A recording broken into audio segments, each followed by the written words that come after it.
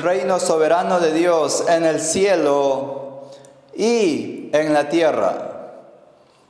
Evangelio de Mateo capítulo 6 versículo 10 nos dice de la siguiente manera en esta ocasión: venga tu reino, hágase tu voluntad, como en el cielo, así también en la tierra. Dentro de nuestra historia o de la civilización o el origen del momento que se dio la raza humana, han surgido imperios importantes que marcaron un hecho histórico en nuestra historia. Entre ellos tenemos al reinado o al imperio que fue conocido como el imperio egipcio. Surgió otro imperio después como el imperio asirio, Babilonia, los medos persa, Grecia, Roma, para los días de Cristo. Fue un imperio vigente. Posterior a los días de Cristo, pues fue el imperio que decayó como imperio, volviéndose república, hoy conocido como en Europa la Unión Europea o su fragmentación que se ha dado. Bien, en esta ocasión queremos enfocarnos acerca de ese reino soberano, de ese reino eterno. Todos los reinos han pasado, va a surgir otros reinos. En este tiempo de globalización y de la economía que está tambaleando en el mundo, de que un nuevo resurgimiento de un reino falso va a surgir. Pero vendrá un reino en los cuales en esta ocasión estaré tallando o tratando un reino inmutable que nunca pasa, que permanece para siempre. Y una de sus características de ese reino es la justicia, la rectitud. Bien, estaremos enfocándonos en tres aspectos específicos en esta ocasión. 4 aspectos. 1, el reino de Dios. 2, la legislación del reino de Dios. 3, la voluntad o ejecución del reino de Dios. Y 4, y su establecimiento del reino soberano en la tierra. Enfocándonos en nuestros 4 aspectos, estaremos iniciando con el primer argumento, donde Jesús hace esta oración en este libro. Una oración muy conocida para todos y todos están muy familiarizados con ella. Pero dentro de esta oración hay algo muy impresionante, impactante para este mundo, y es para el tiempo que fue dado a los discípulos. También es para nuestro presente hoy, en este tiempo de grandes crisis económicas, donde el mundo espera una salida ante las grandes pandemias que se está viviendo como el COVID-19, y se busca soluciones de una respuesta de Dios. ¿Qué es lo que está pasando en el mundo y cuál es en sí su voluntad? Ya que todos hablan de la voluntad de Dios, pero exactamente cuál es esa voluntad de aquel rey y su reino, que él es mencionado acá por Jesucristo, donde él menciona, dice: venga tu reino, hágase tu voluntad, como en el cielo, así también en la tierra. ¿Qué es exactamente lo que él nos trató de decir con aquella expresión en medio de aquella oración que él estaba realizando? Vamos a ver en el primer aspecto, donde él menciona aquí: venga tu reino. ¿Qué cosa es primeramente un reino? ¿Qué es un reino? Quisiéramos esclarecer ese aspecto acerca del reino. Dentro del occidente, para el mundo occidental, a veces entender el concepto reino les es difícil, o más claro, porque nunca hemos sido gobernados por reyes dentro de nuestra cultura, excepto dentro del imperio incaico en el Perú. Bien, el Evangelio nos revela y Dios nos habla de su reinado. Todos los profetas anunciaron acerca de ese evento, de un reinado futuro, de un reinado que iba a darse. Todos los profetas desarrollaron y anunciaron la llegada de ese reino. Todos los profetas anunciaron un gobierno teocrático. ¿Qué quiere decir teocrático? El gobierno de Dios establecido en esta tierra. En otras palabras, es la oración de que hace Jesús: hágase tu voluntad en el cielo como en la tierra. Está hablando acerca de ese reinado que Dios, más claro, vino a establecer. Y cuando menciono la palabra establecer, quiere decir que ese reinado ya está vigente. Y ese reinado empezó hace 2000 años. Es posible que usted desconozca de ello, pero la Biblia nos da a conocer ese propósito y esa voluntad del reino soberano de Dios en el cielo y también en esta tierra. ¿Qué quiero decir con ello? Quisiera citarles el Evangelio de Lucas, el capítulo 17, versículo 20 al versículo 21, los cuales nos va a dar un esclarecimiento acerca de ese reino soberano que ya fue instaurado hace 2000 años y está vigente en este mundo. ¿Qué nos dice el Evangelio de Lucas? El capítulo 17, versículo 20, en esta ocasión, nos dice de la siguiente manera: y habiéndole preguntado a alguno de los fariseos a Jesús acerca de cuándo vendría el reino de Dios, él les contestó diciendo: el reino de Dios no vendrá mediante manifestaciones visibles. Ojo con lo que dice aquí. No vendrá el reino de Dios mediante manifestaciones visibles. Ni dirán: miren, aquí está. O miren, allí está. Porque aquí que el reino de Dios está en medio de ustedes. He aquí el reino de Dios que está en medio de ustedes. ¿Qué estaba expresando exactamente el Hijo de Dios, quien es Dios, hecho materia en ese momento, y que estaba habitando entre nosotros, dentro de la historia de la raza humana? Nos da a entender qué cosa, que Él es el inicio de este reinado soberano del cielo, ahora hecho en la tierra.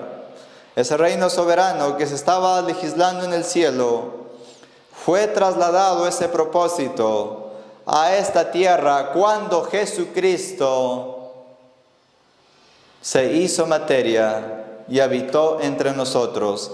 Y como dice el Evangelio de Juan, vimos la gloria del unigénito Hijo de Dios. Dios careando a los hombres, Dios confrontando a los hombres cara a cara, entre ellos a los maestros de la ley, y hablándoles y diciéndoles que el reino de Dios había iniciado, porque no puede haber un reino si no hay un rey. Pero en este caso, el Rey soberano, autor de toda la creación y de todo el universo, estaba presente entre los hombres. Y he ahí su reino. Él es el reino de Dios, es Jesucristo. ¿Y cuál es ese propósito de ese reino que dejó a aquellos discípulos en aquella ocasión donde los confrontó y les desafió a ser parte de ese reino? ¿Y cuál es esa voluntad para esta generación presente del siglo XXI? Justamente Él nos da a entender ahí en la oración que Él realiza: hágase tu voluntad en el cielo, así también en la tierra. ¿Y cuál es esa voluntad que se legisla en el cielo? Estamos viendo el primer aspecto en esta ocasión acerca de ese reinado, donde dice, venga tu reino. ¿Qué es un reino? Un reino es donde se legisla bajo un rey. Hay un rey y hay sus súbditos. Y los súbditos obedecen las normativas o legislaciones o leyes establecidas por ese soberano. Y en este caso tenemos a ese soberano eterno, a ese soberano que está por encima de todos los gobiernos y de todas las políticas, por encima de la ONU, por encima de los gobiernos dados en Estados Unidos y los otros gobiernos en el mundo, como es en el Oriente y el Occidente. Hay un reino que está por encima de cualquier otro reino, y es el reino soberano de Dios. ¿Qué nos está exigiendo aquí cuando Jesús dice, hágase tu voluntad en el cielo, así también en la tierra? Ya entendemos qué cosa es un reino.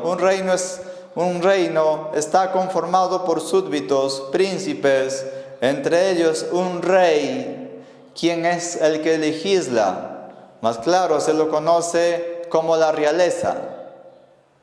Y en el cual tenemos a Dios como el ejecutor soberano de este reino.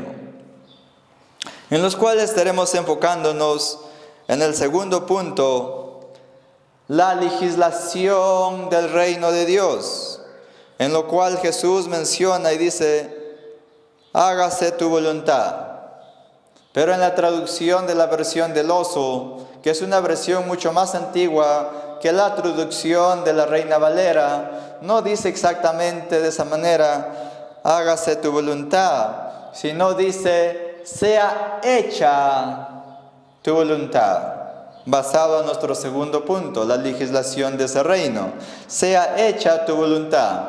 ¿Cuál es esa voluntad de ese reino? Que sea hecha, más claro, que se cumpla todas las órdenes que ese rey ha establecido, todas las normativas que ese rey ha ejecutado.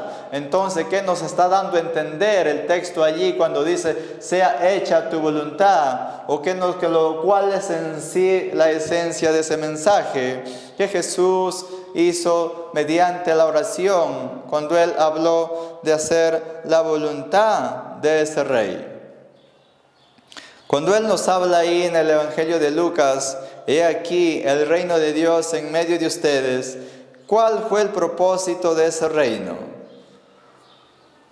Restaurar la identidad de la especie humana. Restaurar, ¿qué cosa? La comunión del hombre con Dios. Porque el hombre hasta ahí estaba, ¿qué cosa? Enlodado por el pecado. Encuentran a una nación de Israel muy ligada a la religión, muy pegada, que les digo, al fariseísmo, donde pues no estaban dispuestos a oír la voz de Dios en aquel momento. Porque, ¿qué es lo que esperaba el pueblo de Israel? Esperaban, ¿qué cosa? Una restauración física. Como todo hoy en el Perú, estamos en un clima de una política muy tambaleante en nuestra economía y en el mundo político. Justamente la mayoría de países en el mundo se encuentran tambaleantes ante una situación de crisis económica y en una pandemia que viene azotando en el mundo. Exactamente, Israel estaba en aquel tiempo conquistada por el Imperio Romano, sufriendo bajo aquel yugo del Imperio Romano y los impuestos de aquel imperio. Y ellos en ese suceso, lo que ellos esperaban, el reinado de un Dios o la llegada de un Mesías que les librara del imperio y del yugo romano. Un Mesías guerrero, conquistador, y que les llevara a un conflicto de guerra y el imperio romano fuera derrotado por la nación de Israel. Pero exactamente el propósito de Cristo no estaba enfocado en ello. El propósito de Cristo estaba en restaurar nuestra identidad como personas, en restaurar nuestra vida, nuestra comunión con Dios, en restaurar la raza humana con su Creador y llevar a la raza humana a la intimidad y a la unión con Dios, en restaurar este mundo caído, en restaurar nuestros corazones. envueltos por la oscuridad del pecado.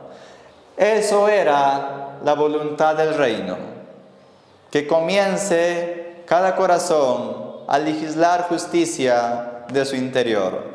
Pero para que eso sucediera, tenía que haber un rey que la ejecute. Y ese reino empezó ahí, cuando Él dijo: he aquí el reino de Dios en medio de ustedes, lo que hemos citado en el Evangelio de Lucas, el capítulo 17, versículo 20, y les vuelvo a repetir diciendo: y habiéndole preguntado alguno de los fariseos a Jesús acerca de cuándo vendría el reino de Dios, Él les contestó, diciendo: el reino de Dios no vendrá mediante manifestaciones visibles. Exactamente. No Él iba a hacer una restauración física de la nación de Israel, ni iba a tumbar al imperio romano. Ni dirán: miren aquí está, o miren allí está, porque aquí el reino de Dios en medio de ustedes. El reino de Dios fue introducido a este mundo por medio de Jesucristo, el Hijo de Dios.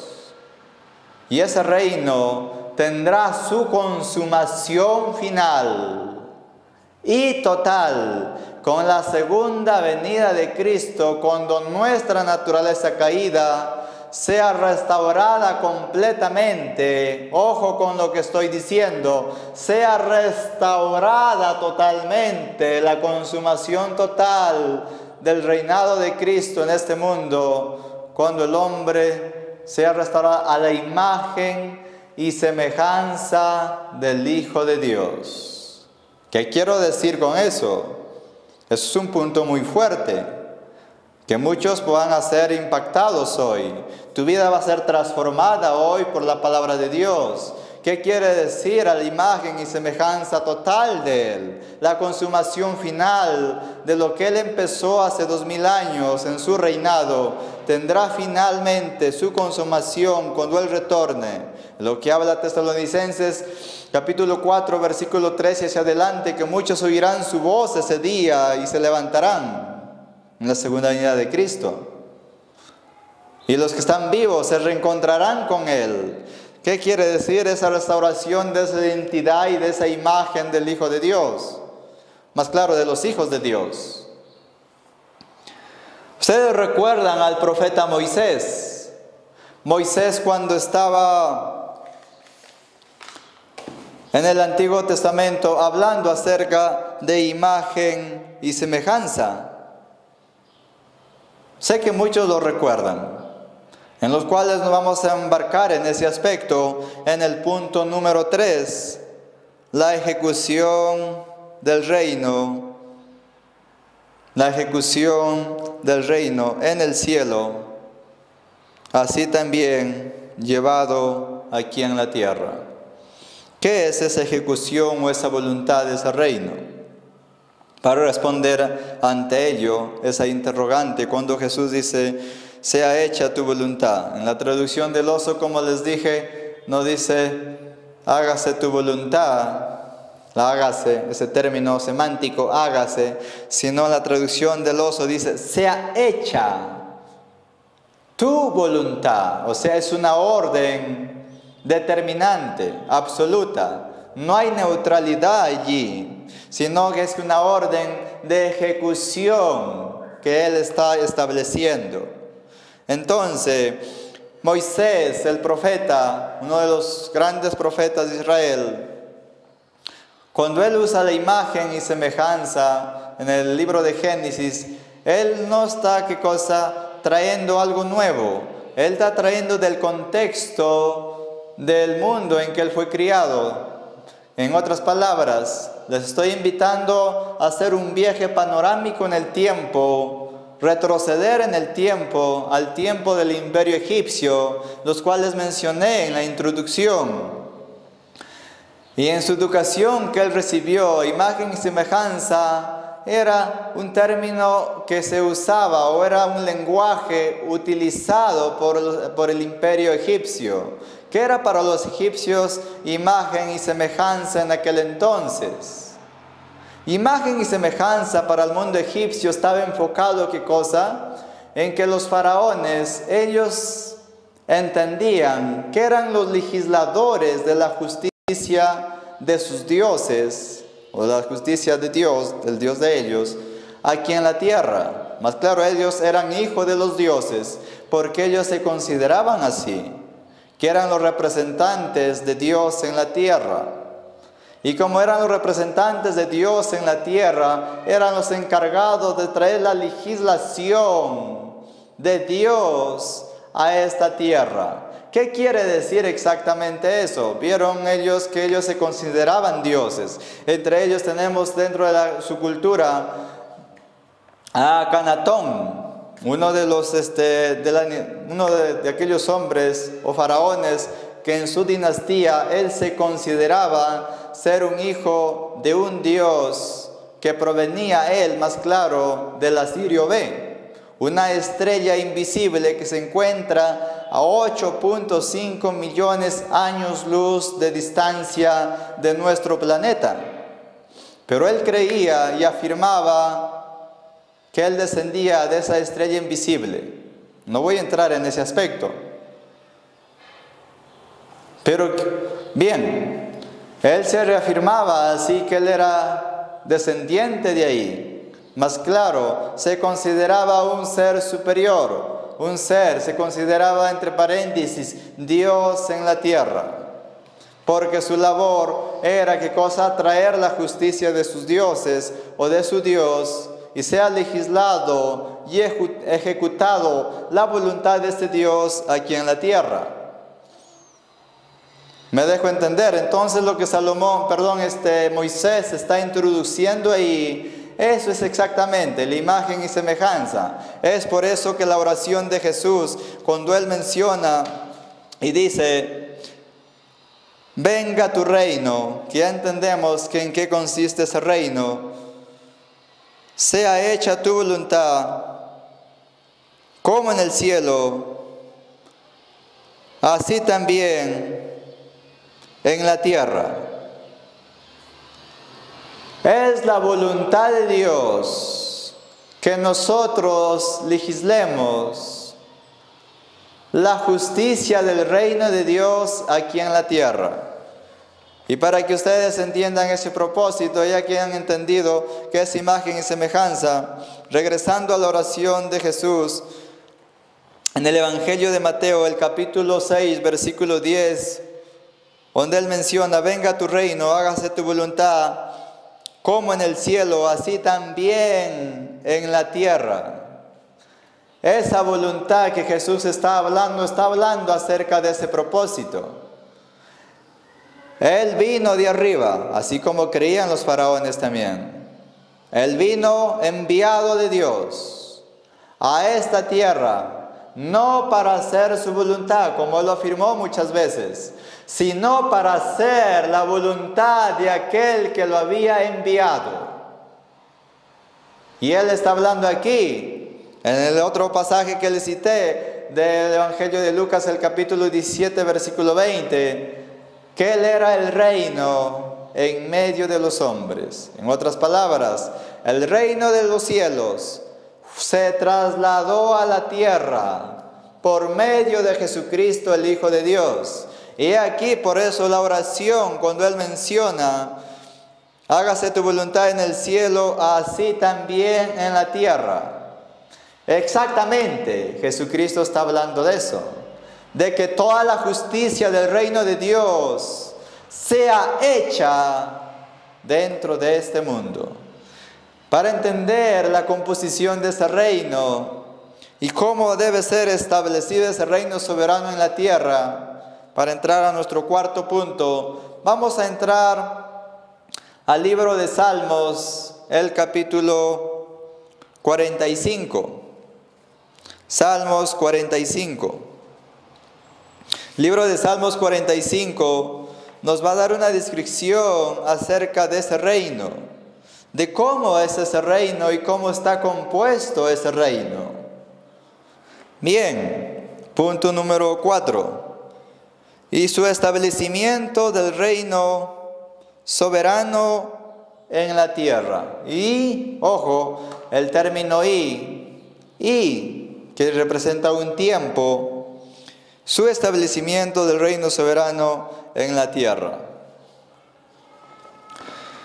Salmos 45, versículo 6, nos dice de la siguiente manera: tu trono, oh Dios, es eterno y para siempre.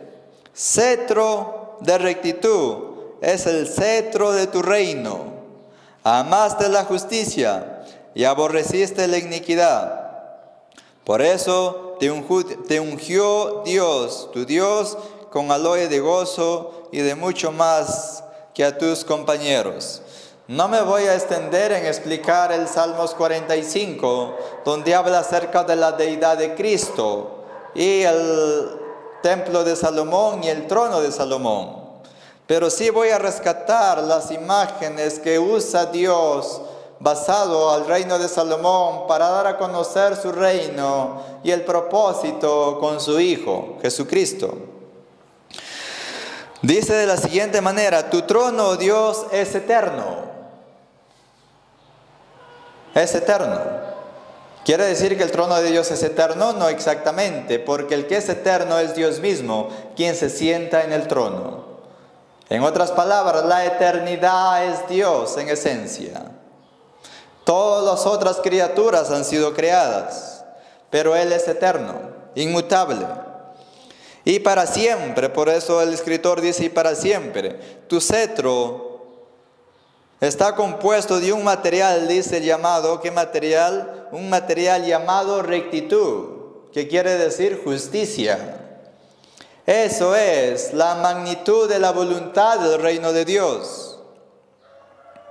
¿Qué más dice? De un material, dice, el cetro de tu rectitud es el cetro de tu reino. Amaste la justicia y aborreciste la iniquidad. Nos quedamos con eso. Amaste la justicia y aborreciste la iniquidad. Eso es la naturaleza de Dios. Su esencia en naturaleza es justicia. Eso es el carácter del atributo o las esencias que conforman el ser de Dios.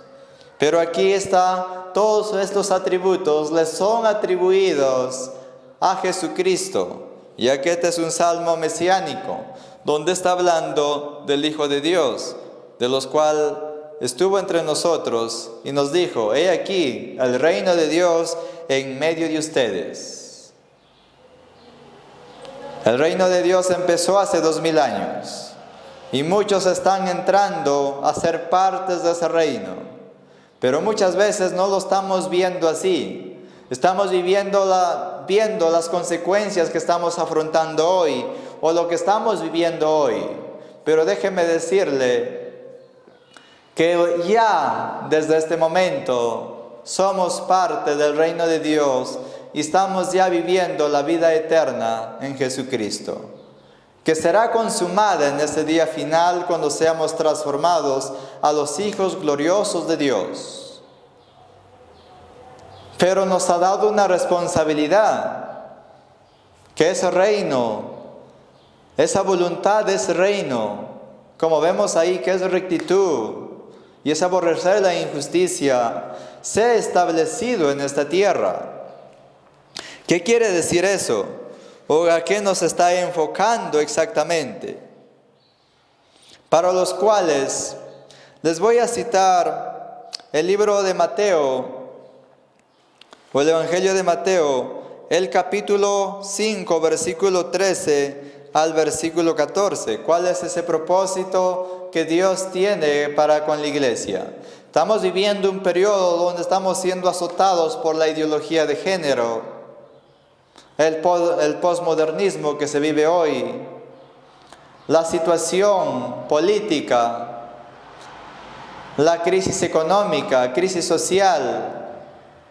Pero en medio de todo eso, hay una crisis mucho más fuerte, y es la crisis que no tenemos una identidad clara como hijos de Dios y como participantes del reino. Mateo capítulo 5, versículo 13, nos habla del propósito y el designio de ese reino establecido por Jesucristo y la responsabilidad de sus seguidores que tienen de llevar en ejecución ese reinado. Dice el versículo 13 de la siguiente manera: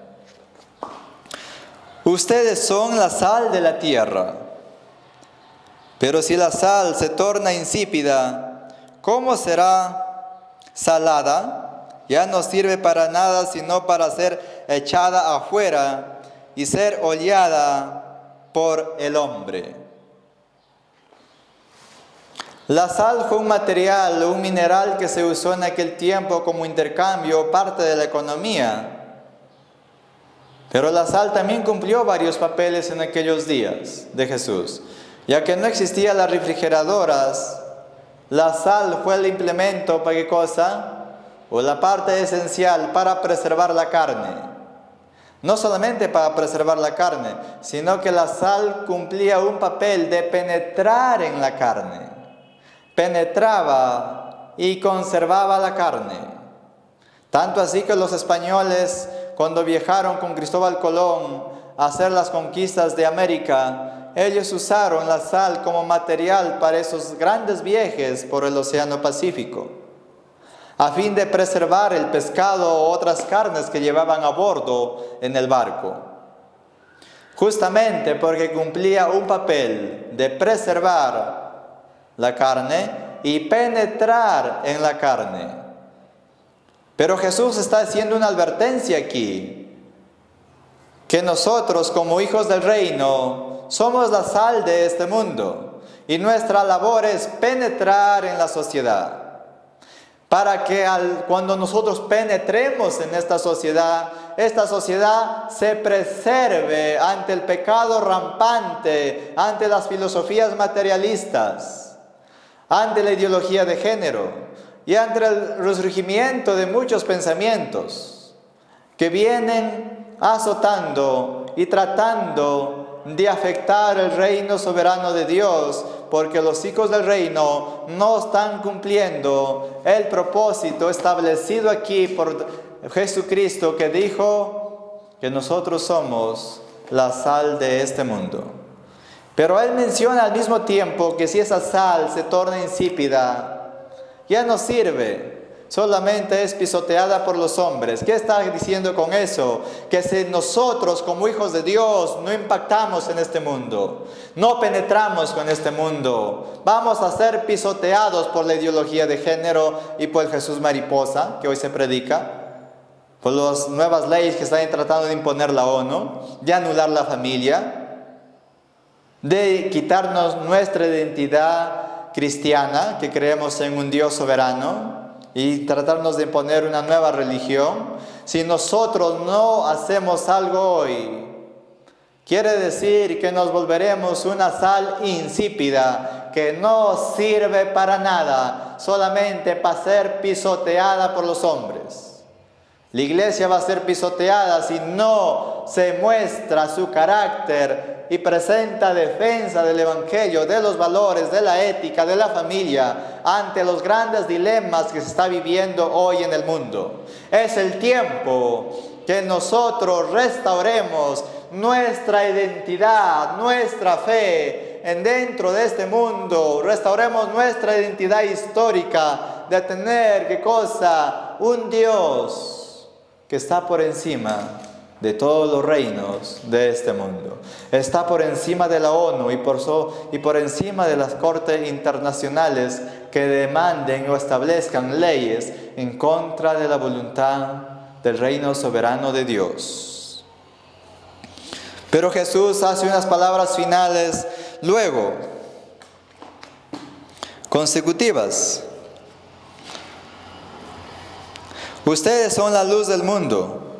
Una ciudad edificada sobre un monte no puede ocultarse. Una ciudad edificada sobre un monte no puede ocultarse. Nos dice que nosotros somos la luz del mundo.